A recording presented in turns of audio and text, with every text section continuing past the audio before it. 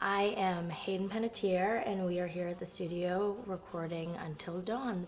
My name is Rami Malek, and I played Josh. My name is Megan Martin. My name is Brett Dalton. My name is Antonella Lentini, and I played Hannah and Beth. My name is Jordan Fisher, and I play the character Matthew, Matt for short. I'm Nicole Bloom, and I play Emily in the game. My name is Noah Fleiss. I am Galadriel Steinman, and I play Ashley. So Until Dawn is the story of 8 teenagers who revisit this cabin in the woods about a year later after a really traumatic experience where I've lost 2 of my sisters, so coming to kind of get some closure in that respect. One of the things that Larry does really well is make these multi-layered characters, and I think for just the story in general, it follows the quintessential horror film plot lines, but the characters are so unique in themselves, and I think that's very cool. Oh, yeah, this was the right thing to do. What? You know, getting everyone together on the anniversary. I mean, Josh seemed really pumped about us all doing something, didn't he? Yeah, no, he definitely did. I haven't seen him so excited about something in forever. Good, good.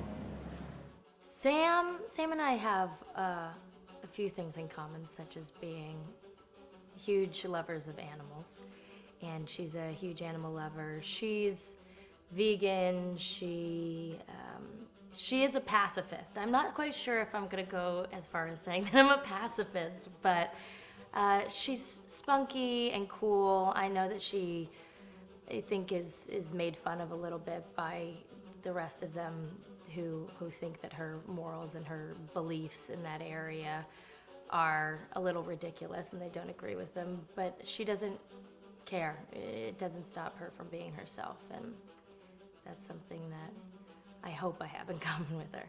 You know, he definitely can be depressed at some times and a bit of a loner, but he takes some solace in one of his sister's friends, Sam, played by Hayden Panettiere, and invites everybody back to the same house the next year to kind of find some closure. Jessica she has a whole lot of personality. She is definitely the sort of mean girl character that, you know, at school she knows she's pretty, she knows that boys like her, and she's gonna use it to her advantage. He's got a big heart, and you can tell that that's very evident, especially how he treats his girlfriend, Emily, and, you know, he's kind of a meathead, but in the best way possible. She really knows what she wants, and she manages to get that from whomever it is, whether it be Matt or Mike. You know, she's really driven, and I can definitely relate to that. My character is Chris, and he is what society might consider the nerd of the group, and he kind of embraces it. Ashley she's a little more serious than some of the other girls. She's definitely very intelligent and thoughtful. She kind of looks at the whole big picture of things. She's not quite as geeky as Chris, but they connect in a lot of ways. Mike is like big guy on campus. He's the class president who has some charm and has a brain, and I don't know, people seem to like Mike. He gets away with a lot, though. He can be kind of jerky. The fact that he really just kind of wants everyone to be happy, and he's a people pleaser, and I can definitely attest to being, you know, that guy. I'm always the friend that wants everybody to be happy and wants everybody to be taken care of, and that's definitely Matt.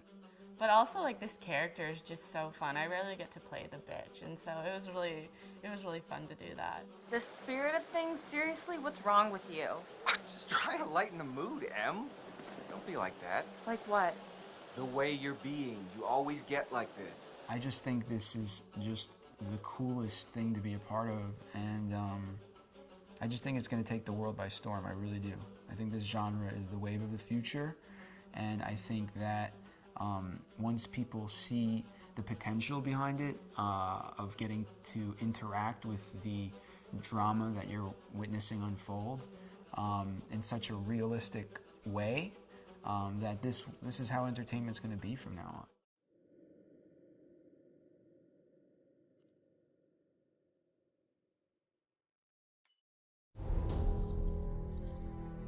Hi, this is Lee Robinson, production designer on Until Dawn. The production design for Until Dawn started with the great teen horror script that sets the characters in a Canadian winter mountain lodge, being a contemporary setting with visual clues derived from classic films of that genre, such as Hitchcock's Psycho and Stanley Kubrick's Shining. The storyboards are vital to the production design as it allows the designer to understand the scale of the environments to be made and the detail that would be seen to create the atmosphere of a horror. This took us into concepts that took these storyboards further, visualizing the world through the color palette, the lighting, tone and the mood, and developing key locations such as the lodge, the cable car stations, the forests themselves, the wilderness. As you can see, the environments and atmospheres change quite a bit from warm and inviting to cold and threatening. The Millionaire's Mountain Lodge was a key example. It was designed to be made from nearby stone and timber, embedding it into the landscape, with a contrasting and contemporary interior needing to be opulent and extravagant. We created dark and claustrophobic corridors with ominous and large open spaces, almost cathedral-like in size, and with huge structures to silhouette and dwarf the characters within, providing a labyrinth to explore and wander. Each character was developed with a strong visual identity in mind, with contrasting colours, tones and silhouettes to identify them, each to have their own texture, pattern and shape, so that when they were lined up you could always identify them. The costume designs allowed a range of clothes that would suit them for the cold winter weather, but also have an element of style and individualism, so that the audience could look at them and relate, recognizing themselves within them. A lady would like to cuddle up with her man by a nice cozy fire bathed in atmospheric mood lighting. Right.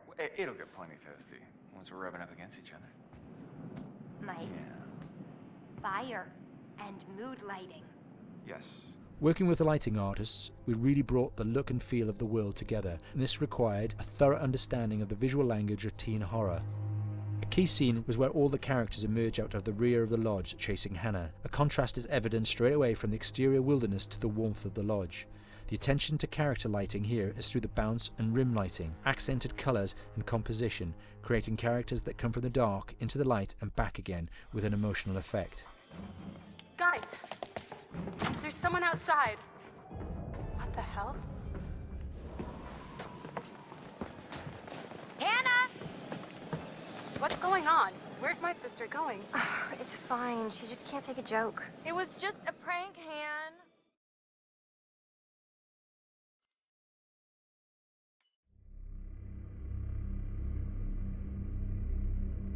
Until Dawn is a game that's full of horror, and one of the things we decided to do early on was to take a scientific approach to how scary it was. So we did experiments on people and we measured their responses to the game. We've created a test area. It's as close to a home setup as we can get it. We've recruited ordinary people to play the game and we've left them to play it on their own. You're turning the light off.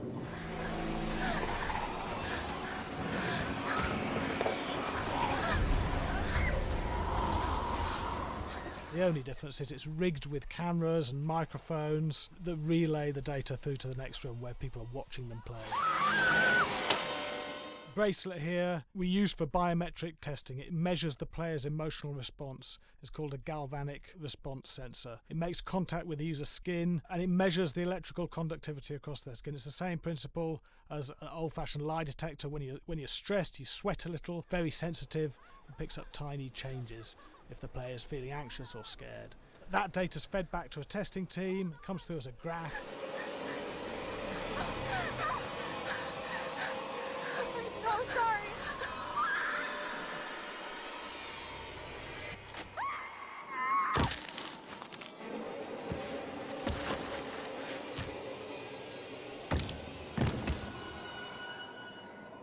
There's no point testing one or two people, you have to test a lot of people. What's your step? When we have a scare that's consistently has a measurable emotional response, then we knew it was good. If it didn't have that, it goes back to the team for improvement. The data doesn't tell us what's wrong with the scare, it only tells us if it's working or not. Wait, okay, so you hear that too, right? Josh. Here we have a chapter relatively early in the game. Weirdly regular. nothing regular about it. We have to create tension and anxiety in the player so they are ready to receive the scare.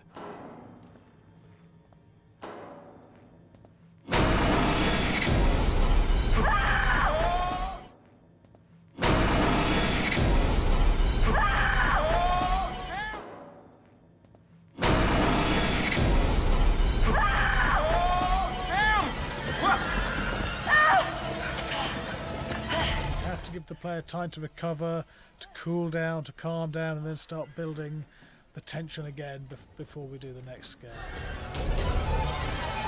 Hey. What? Hey. What the hell? Boom. You just got mugged.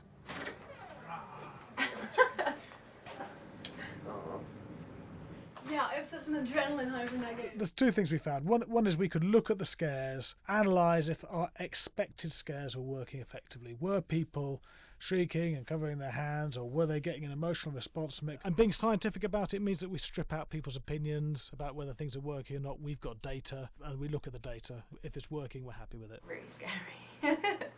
Bit scared and wanting to get away. I actually be maybe a bit scared to play it on my own, but in a room with the lights on, yeah, with some other people as well, yeah, maybe. But because I'm a scaredy cat, I would play with someone in the room. And the lights on. It was one of the scariest games I've played in a long while.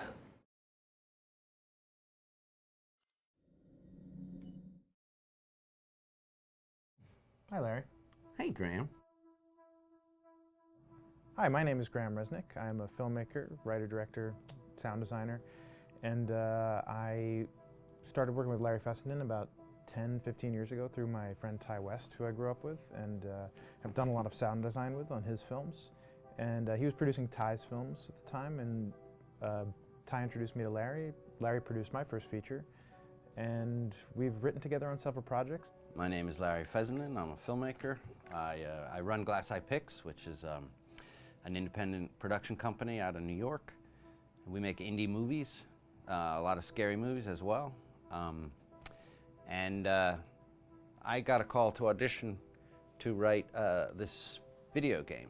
And I called my pal Graham Resnick because Graham is a gamer. And while I thought I could offer something to the idea of writing this multi-branching story, I knew that I would want Graham's expertise as a lover of gameplay, since I guess games were started. So and just as a lover. And as a lover, yes. As just why there's so many sex jokes in the game. There was one Italian website that did say the Larry that's Fessenden right. and Graham Resnick, the two lovers behind Until Dawn. Come here. Maybe I know how to handle you too. I am definitely ready to be handled. So I wanted Graham by my side. Yeah, and we got the gig, and it's been an amazing ride. Oh, hell yeah. Oh my god. She's taking her shirt off. What? Oh my god. Matt, what are you doing here? Hannah. I'm sorry, Hannah. This all got Don't out of worry, hand, but... So in the game, the basic setup is that a year prior to the game's start, all these kids had gone up to a ski lodge that was owned by the parents of one of the kids, or a couple of the kids, and some of the teenagers played a prank on some of the other teenagers, and the terrible tragedy occurred when a few of them, two sisters, ran out into a blizzard, and were never seen from again.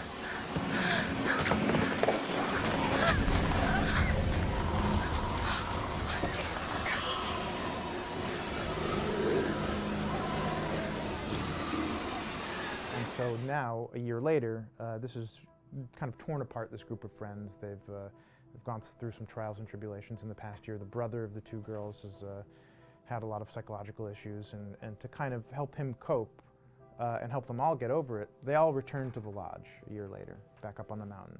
And the idea is to get over it, but... the healing does not begin. Yeah, and these kids are all trying to find themselves. They've been through a trauma, but in general, they're just teenagers trying to figure out who they are. So they're all kind of falling into the patterns, the stereotypes, the characters they see on TV and in the movies. I think we were very interested in taking genre tropes and kind of making them sort of refresh them.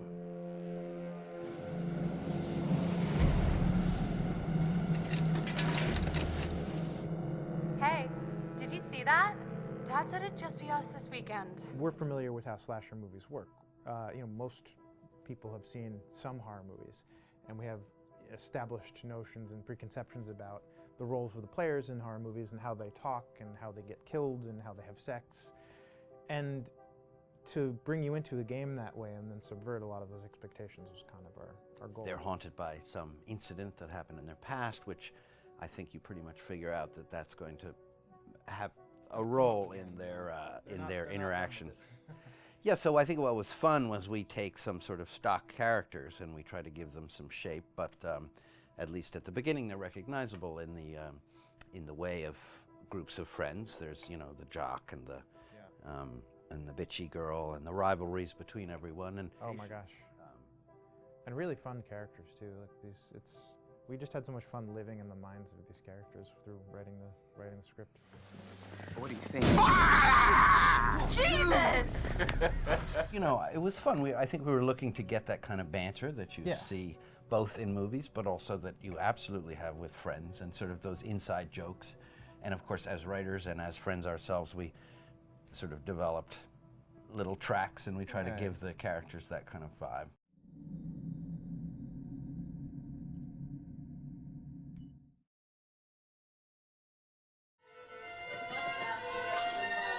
Yeah, fast and violent.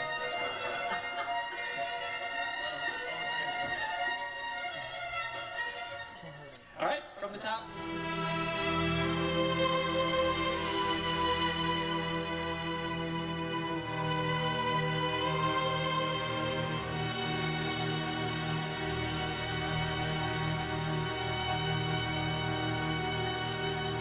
My name is Jason Graves, and I'm the composer for Until Dawn.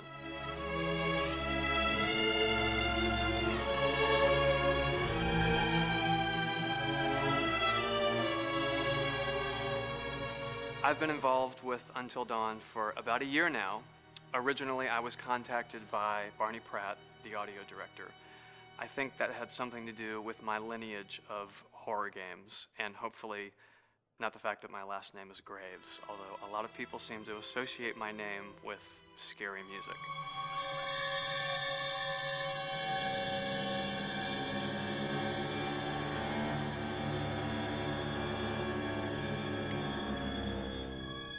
One of the things that was really exciting about working with Barney and the team at Supermassive is they really wanted something unique for the music. They wanted the music to stand out and be a character on its own in the game.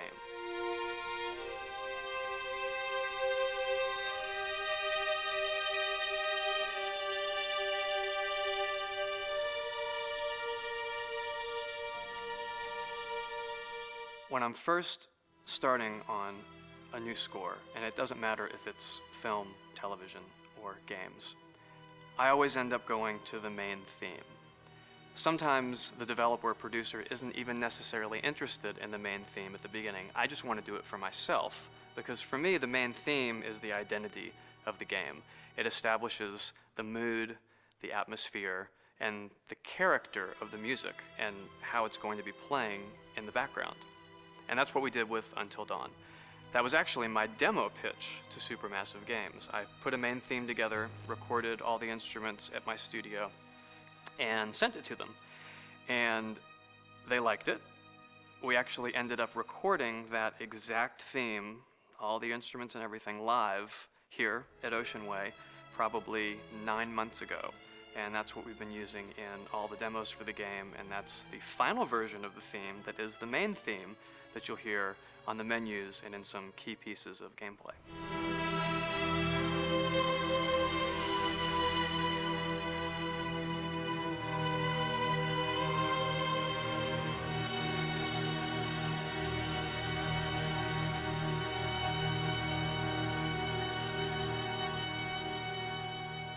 I seem to have made a name for myself in horror.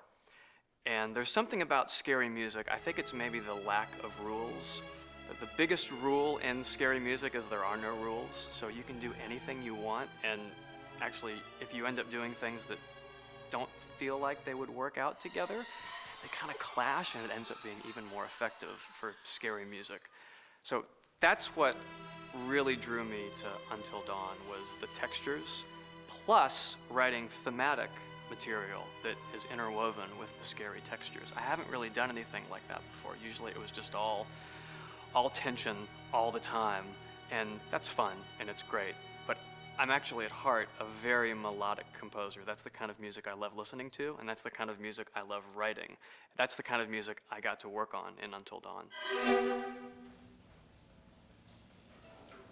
nice. Same thing.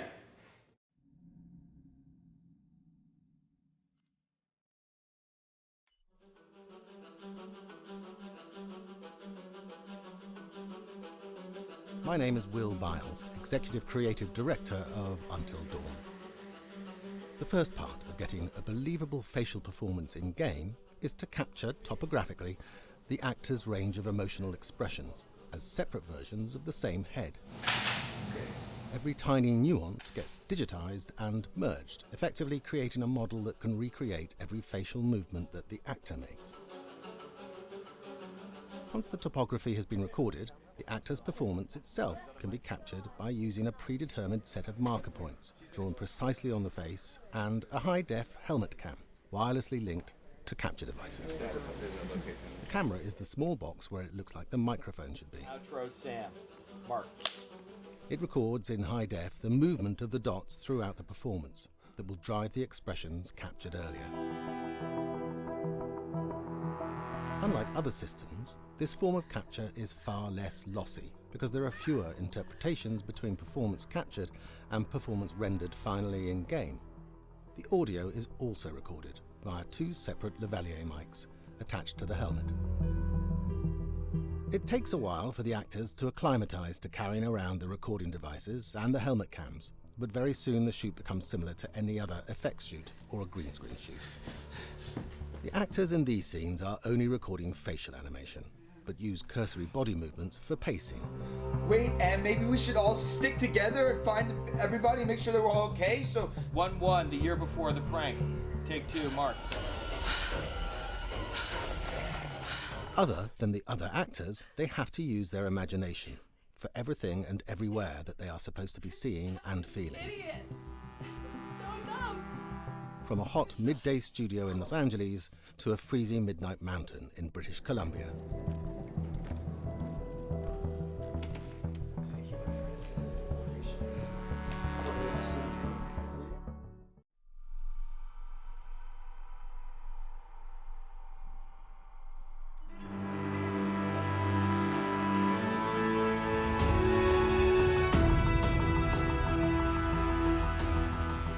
Until Dawn has a dynamic, ever-changing story, the facial performances and the body performances are recorded separately with different systems.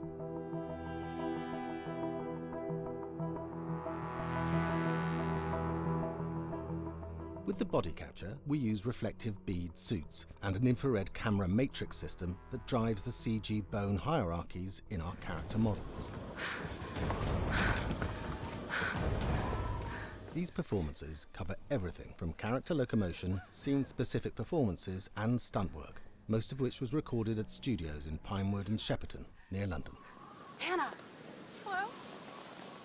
Combining all the elements seamlessly in the final game becomes a formidable editing and logistical task. Every variation, both physical and emotional, must be combined in these multi-edits. Scaffolding props have to stand in for the sets, because the hundreds of infrared cameras have to be able to see all of the reflective beads on the actor.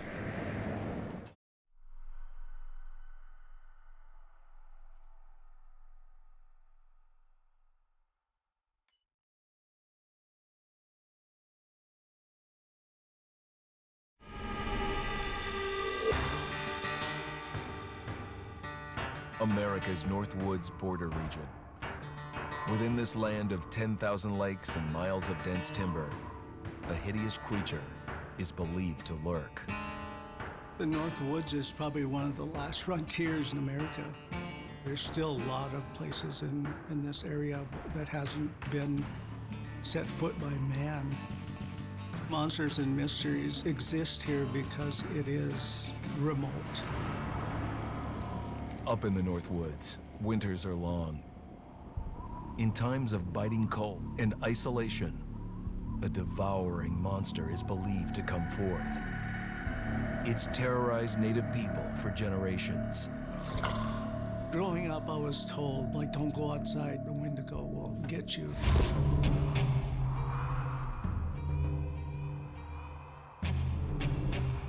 Among the traditions of the northern Algonquin tribes is the Wendigo, a monster that can seize hold of a person to carry out its hunger for human flesh. Many Native Americans fear even talking about this Wendigo, and even the mention of the name will let the Wendigo find out where you are, and it will open you up to be possessed by this Wendigo. The most famous case of a Wendigo possession took place in 1879. In the deep woods outside of Edmonton, Alberta. Swift Runner, a Cree Indian, was a trapper and a guide. He had left town the previous autumn with his wife, 6 children, and his mother. But when Swift Runner returned in spring, he was alone. Swift Runner came into a nearby village telling this heartbreaking tale. I had to watch them starve to death. Of his family being killed by starvation, and that he was the only survivor. My whole family gone. It wasn't hard to understand a family falling victim to a brutal winter. To even not. Yet something was suspicious about Swift Runner. He was a strapping man, and he came into town weighing over 200 pounds. It didn't look like somebody who had just weathered a terrible winter. He wasn't malnourished, didn't look like he was starving. He looked healthier than ever. After a few nights, it became clear that something was wrong. He started having night terrors, screaming in his sleep. I am the Wendigo! Villagers alerted the police. Swift Runner actually guided them back to his winter cabin. When they got there, that's when they saw the true horror.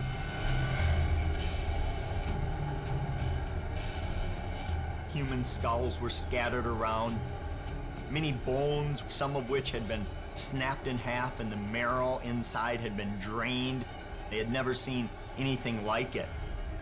Swift Runner had killed his entire family, shooting them, hitting them with an axe, strangling, and then eating most of their bodies.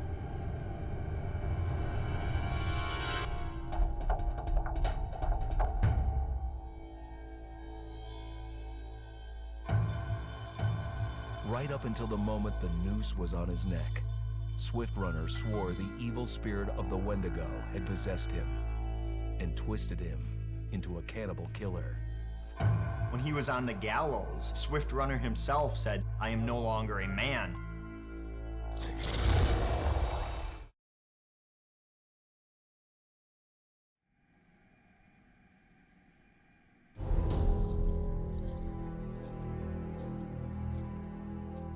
Just move over there. Go on, move.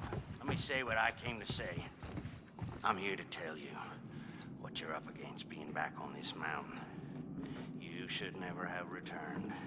I don't know why you did after what happened last year. You mean with Hannah and Beth? Yeah, how could you know without being involved? I don't take kindly to you kids coming up here to my mountain. Your mountain. The mountain don't belong to me, it's true. But it don't belong to the Washingtons. This mountain belongs to the Wendigo. Hi, this is Lee Robinson, production designer at Supermassive Games. Understanding the ancient myths of the Wendigo was key for their development that helped the visual look.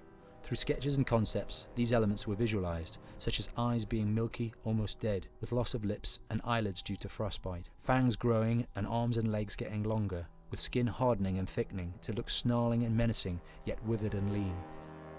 The hell was that?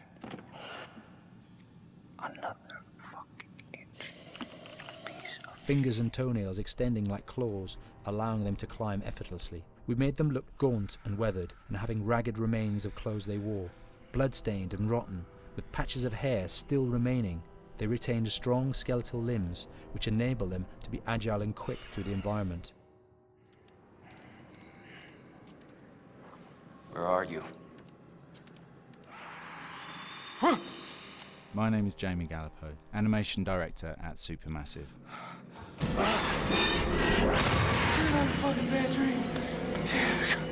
The overall direction on the creature was to be very strong, to be extremely fast. We wanted a spider-like movement to the creature. 1 minute scampering to leaping and then crawling, almost instantaneous. And finally, we wanted the creature to have this real, uncontrollable thirst for flesh.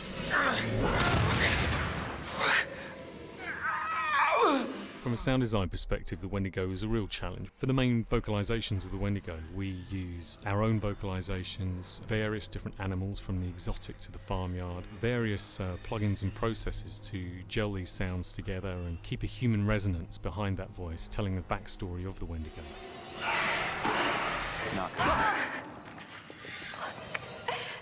During the chase sequences, the anger of the Wendigo is felt by encircling breaths, screams and screeches that essentially chase you as you're being chased by the Wendigo.